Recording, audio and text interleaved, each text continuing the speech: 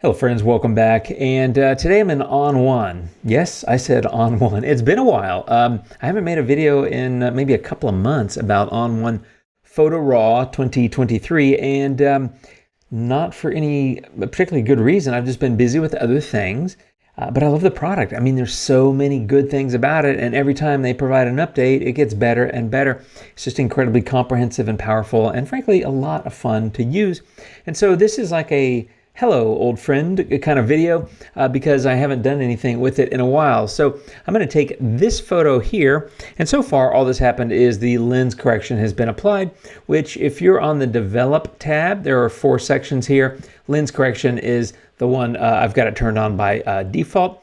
I think it looks good. There's a lot here, and to be clear, I won't be covering all of it because there's frankly so much, but I am adding ON1 back into the rotation and we'll be making more videos about it. So if you want to see more videos about ON1, give me a thumbs up or comment down below.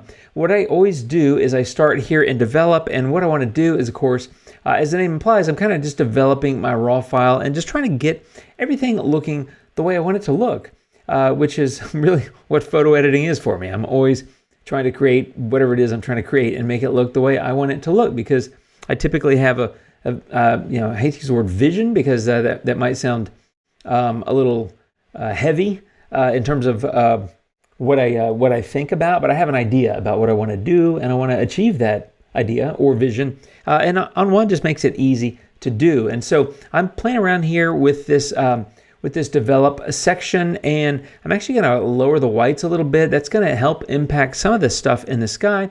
I'm also going to put on the blacks, and now you may have noticed here that what I did was I put on the highlights, which I think is obvious if you look at the original. It's a little bit brighter in the sky. That's mostly, and of course some of the reflection, that's mostly where that is.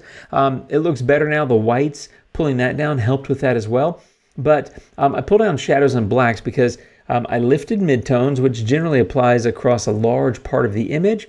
And I want to balance out those tones, and so I want to control the highlights but also not overdo the shadows. A lot of times you'll see people pull down highlights and then pull up shadows. Nothing wrong with that, but I want to make sure I maintain contrast because I like having contrast in an image. And so by bumping up the midtones, a lot of the photo gets brighter, so I'm pulling down the shadows and the blacks and the highlights to try to compensate it, if that makes sense. So like the really bright and the really dark stuff, I'm controlling in those areas, and then the midtones I'm kind of lifting. So I'm trying to create some balance. If you look at it, it's there it is before, and there it is now, a little bit more contrast, which I think looks good. Now I want to go into temperature and tint, and I'm going to go kind of blue here. So again, I personally like the blue, or I should say the cool and the warm kind of interplay that you can see in sunset type photos, especially in cities. And so I'm making it a little bit cooler overall, but a little bit of tint to play up some of that pink, and I'll do something else with that here in a moment.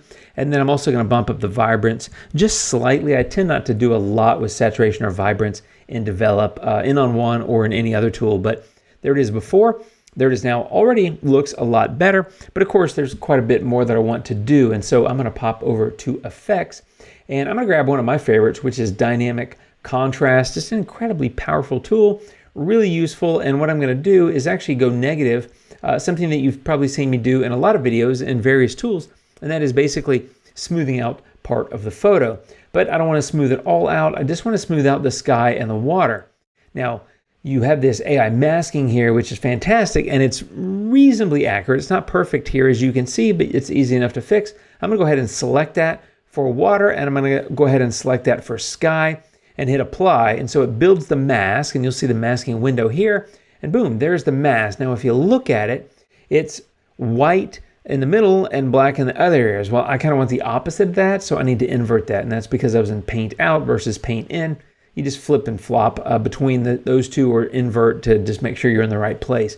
But now if you view the mask, this negative dynamic contrast is applying to the sky and most of the water. Now I want to go in and adjust that. So I've got the brush and I'm in Paint Out. So I'm going to come over here because there was some of it applied to this area. So I want to mask over that. I'm also just going to mask up here just for the heck of it. Let's take a view. There it is, photo. Let me turn this off. I don't even know, honestly, how well you can see this negative dynamic contrast. It's not massive, but I think it helps the photo a little bit. So there it is before, and there it is after. And once again, if you view it, remember that white reveals and black conceals. So white is revealing or showing that adjustment, and the black is hiding it, for lack of a better term. And I'm actually going to come over here and do some painting out over here as well. I don't really need any of that to be softened up. Okay, I've done a little refinement on the mask. It looks like that. The black is where it's not going. The white is where it is going. I think you get that. So dynamic contrast is now in place. And I want to do a little bit with color. And a tool that I like quite a bit is, of course, color balance. And I love that it separates colors by the 3 different tonal areas: highlights, midtones, and shadows. In a photo like this, I'm going to leave the hue on total red, which is a value of 0 all the way to the left. And the amount is going to be a 22 or so. So not really high, but enough to give those highlights a little bit of pink. And you can see right next to color here where it shows the pink color. And in fact, I'm going to hit Z to hide that masking menu. So if I show you the before and the after, you can see in the highlights, it's gotten a little bit pinker. Now in the midtones, I'm going to do the same thing, except I'm not going to do as much.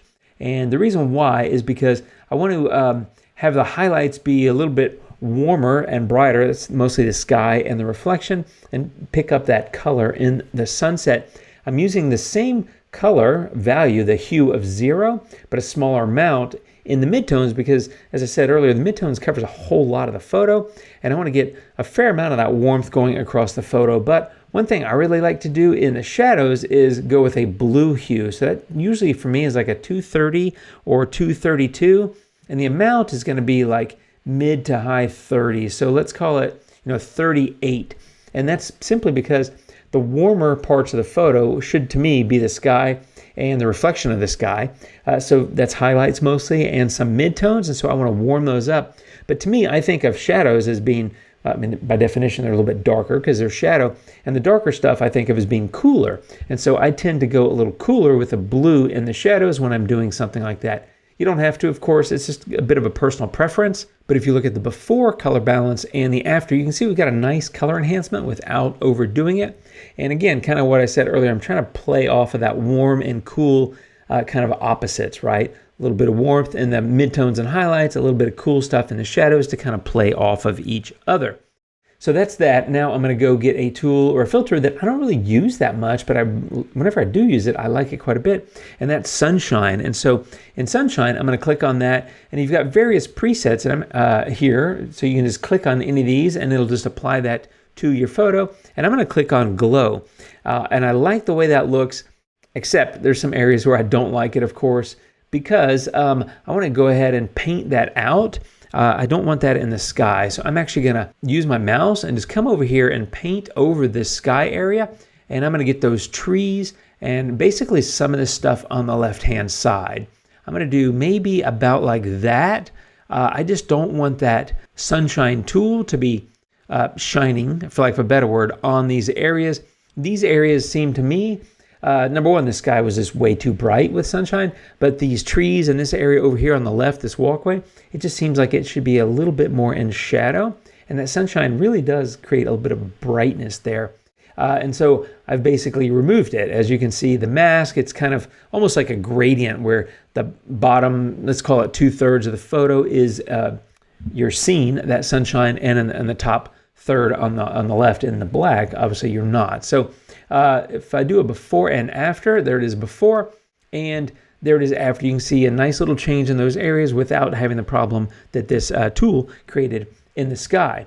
So now, the next thing I want to do is go into local, and local adjustments are just fantastic. I like them quite a bit, and they're super useful because, as the name implies, it is a local adjustment. It allows you to go in and kind of refine what you're doing and where you're doing it specifically. And if you weren't familiar with local adjustments, it's basically replicating the tools that are over here on Develop. And so I don't know if it's exact tool for tool, but it's pretty close. But it gives you all that power of basically using everything that's on Develop again and again and again. So you could dodge and burn. You can just do all kinds of customized, specific, targeted adjustments.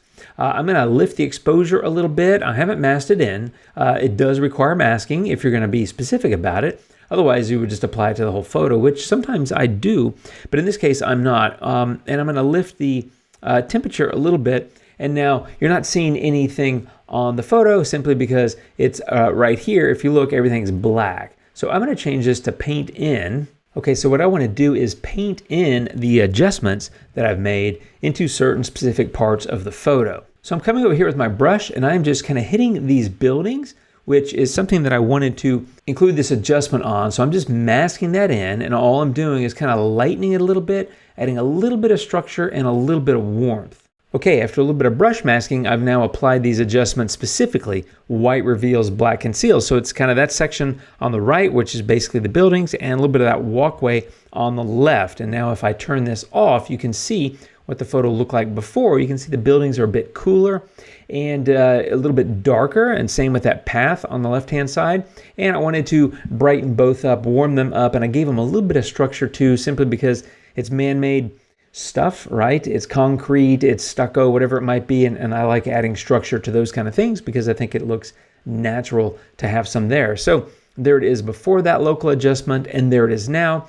And also the other thing is I wanted to add a little bit of warmth to those buildings, as though the sunset and the color and the light in the clouds and in the sky is coming in and kind of hitting those buildings and warming them up a little bit. So another reason why I took them from that to that, which is quick and easy with this local adjustment. Now, the last thing I want to do is just really a quick and easy vignette. So I'm going to come over here back to the filter or effects menu and just click on vignette. And one that I like quite a bit is Big Softy. It's just, I think, a beautiful vignette, but it's a little too much. So I'm actually going to take the opacity down to about 50. And that's something that I like a lot about ON1, is that each of these tools has an opacity slider. So you can come in and just basically make your adjustments, but if it's too strong, you can back off each tool or filter individually, which I think is a huge help for an edit. So there it is before, and there it is now. A little bit darker around the edges, of course, that's what a vignette is, but I think it adds to the photo. And for me, my eye is kind of, obviously I'm looking at the color, and I do like my color, but the curve of the buildings kind of leads me around, and I feel like I'm coming from the left and the right, kind of going like that and converging on the sky in the distance. But that's my entire edit, my friends, and we started like that, which was basically quite a bit brighter and needed a little bit of work and not really enough mood in it for me. I wanted to enhance that mood and, of course, enhance the colors and shift the light around a little bit, and that's my final result, and that's how I did it in ON1 in this video. So let me know if you like this kind of stuff. I will be back soon with more ON1 videos, and if you enjoyed this one, check out that ON1 video. I'll be talking about them again real soon. Thank you, my friends. You guys take care. Appreciate you watching, and until next time, adios.